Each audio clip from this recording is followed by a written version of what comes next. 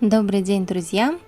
Мы рады вас сегодня приветствовать на нашем канале. Здесь мы рассказываем вам о наших пеших путешествиях. Мы живем в Нише, это на юге Сербии. У нас пока нет машины, но мы любим хайкинг, пеший туризм и постоянно находимся в поисках новых интересных мест, куда можно добраться на общественном транспорте. Иногда примыкаем к планинарскому клубу «Железничар», когда нет возможности добраться на автобусе. Если это очень далеко или мы не знаем, как туда добраться, мы делимся с вами информацией, которую добыли, возможно, она вам будет полезна. Сегодня наша цель – вершина Плеш, высота которой 1267 метров в Сечевачке Клисуре. Те, кто нас смотрит постоянно, уже знают, что эта местность к нам придирчива, недобра, испытывает нас на прочность. Были видео «Зеленый верх», «Градиштанский каньон», где я рассказывала о трудностях в этих местах. Кому интересно, оставлю подсказку в правом верхнем углу. И вкратце расскажу, что в последний раз в Градиштанском каньоне мы шли на остановку, но так и не дошли до нее. Остался открытым вопрос о том, существует она или нет. И да, друзья, она есть. И автобусы там редко, но останавливаются. И сегодня мы сели на автобус до Бела Паланки с Ниша и вышли на Градиште код Бела Паланки каньон. Так называется эта остановка.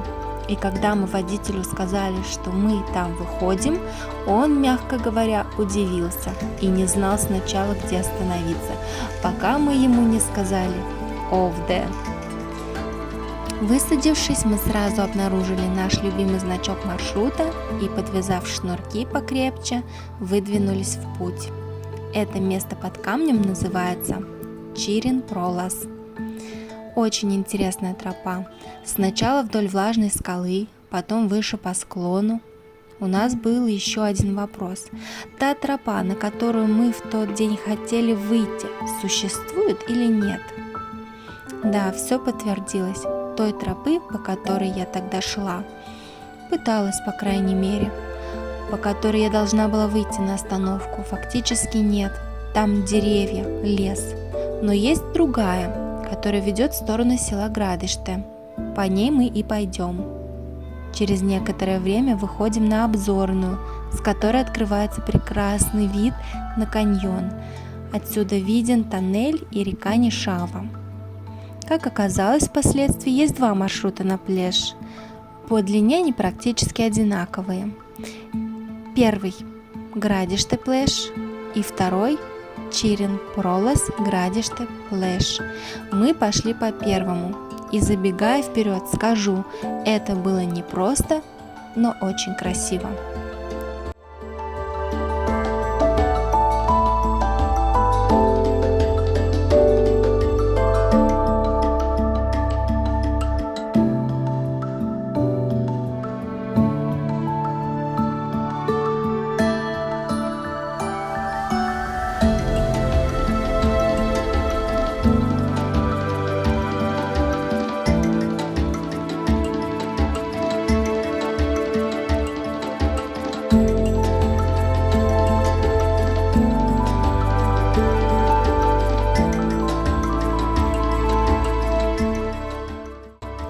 После деревни шли по полю, бабочки, цветы, ароматы и звон луга. Где начинается растительность, во многих местах высокая трава, позаросло, но пройти можно. Сразу после родника Святой Илья идем направо с тропы в лес. С этого момента тропы нет. Ориентация только по навигатору, нет никаких обозначений тропы. Получается, этот маршрут не рабочий. Он есть в приложениях, но по факту им не пользуются. Тяжелый постоянный подъем, непролазный лес с 580 метров до 910 метров. Через некоторое время пошли Курумы, каменная река, стекающая с горы. Все это длилось примерно 1,1 километр, пока мы не решили остановиться, сверив часы и решив, что пора перекусывать и возвращаться обратно. иначе не успеть. До вершины нам оставались только 1 километр и перепад 350 метров. И если учесть еще, что там непролазный лес с валунами.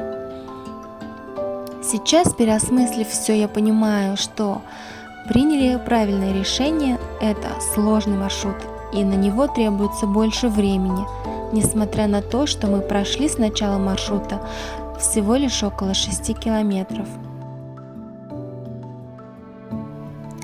Как вы видите, никаких сложных блюд, все просто и калорийно.